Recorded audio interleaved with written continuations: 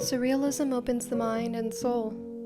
It can bring into view things that are either largely ignored or perhaps cannot be fully expressed with words.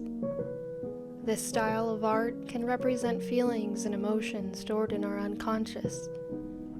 Most, if not all art, has an element of this, but for me, Surrealism takes this deeper analysis to a whole new level of creativity. What can be seen as weird or unorthodox is given a voice. Often, it confronts the intangible inkling that perhaps there is something more out there, something that cannot be defined or measured. This is where my mind goes. The feeling or state of mind that is not quantifiable may be explored within this art form to catalyze the viewer's imagination beyond their current ideals or limitations.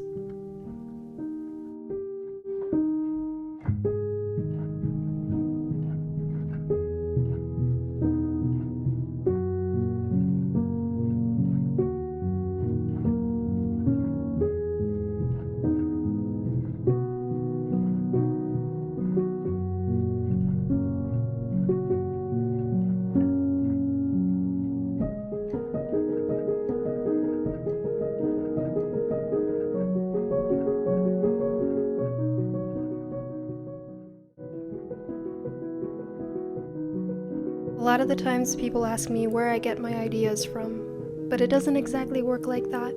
Sometimes I get ideas of a certain symbol, but most of the time I'm painting a feeling, and it's difficult, but it's also liberating. The feeling of connection to everyone and everything in a world of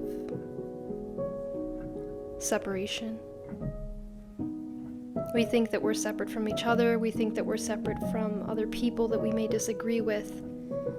We think we're separate from the natural world as we're in our modern homes and buildings. All I see is connection. All I want to see is connection.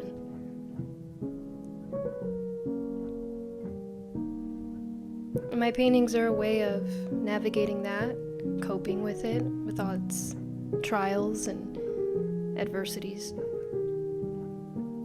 But I choose to no longer steer away from what I gravitate towards. With the new year right around the corner and my 27th birthday, I am getting old.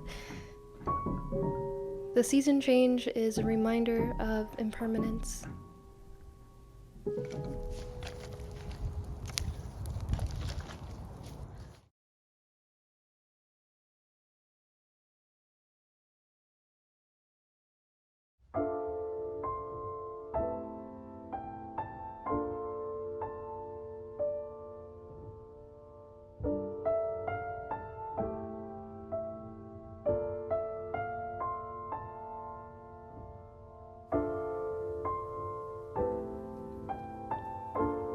To be quite honest, most of the time it's pretty hard to get back to painting, to actually sit down and make something. It's discouraging in our current world for a slew of reasons, and then our own private lives of what's going on currently, but it's healthy, to say the least, that we need to implement daily practices or routines that help us self-regulate, help us get back into the present moment and relax our nervous system. That way we can effectively go about our days and just get through life, because it's hard enough as it is, and it's our responsibility to keep the ball rolling. Surrealism is a magnet for me. It pulls me in. I have to express myself in this medium. I don't think I can live with myself by just doing commissions of people's dogs or cousins, and I'm not downplaying people who do that, because if they find fulfillment out of that, then that's beautiful and I encourage it. But for me, I need to paint some weird shit. That's what's fulfilling for me. I need to get into the unknown, or throw myself into the unknown, as Alan Watts would say. Self-abandonment, but not in a bad way, not as we normally perceive self-abandonment. becomes more obvious every day that I need to let go of whatever identity I hold on to.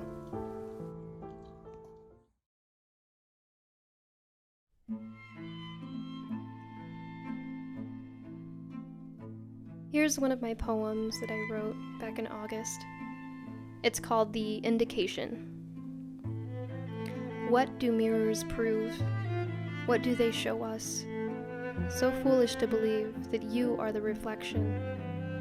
How can this be so if you are not what is seen? You are the indication of what is unseen. You are the intangible. You are the smoke from the fire. You are the feeling we get when gazing upon the infinite cosmos. So then, the mirror is just the window, and you are the indication of what lies beyond it.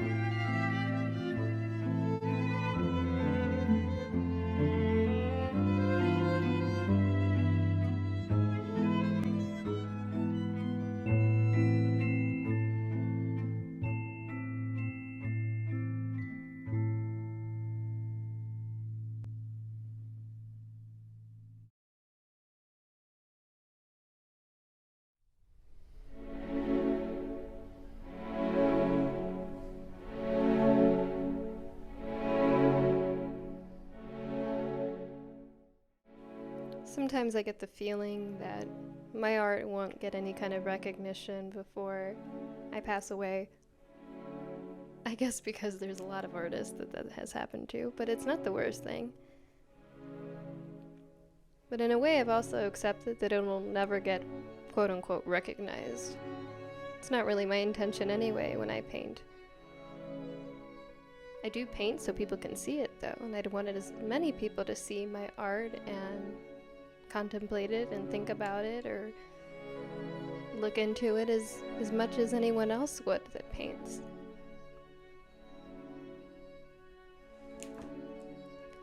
But I do have a strong feeling that my art is intended for a future generation, a future time, because I don't think we're quite there yet in our current world. There's too much division. There's too much polarization. There's too much hate and bickering and disagreeing. And I often paint duality in a lot of ways because of this. I think we're almost there. We're almost there to unification of this duality, or ascending above it. This illusion that there's only two places, one or the other. But we are running out of time. And I think it's the end of the beginning, if that makes sense. And hopefully someone digs up my art one day, a few generations down the road, and it resonates with that current society that is thriving, living harmoniously with each other. Is that so hard to wish for or to imagine?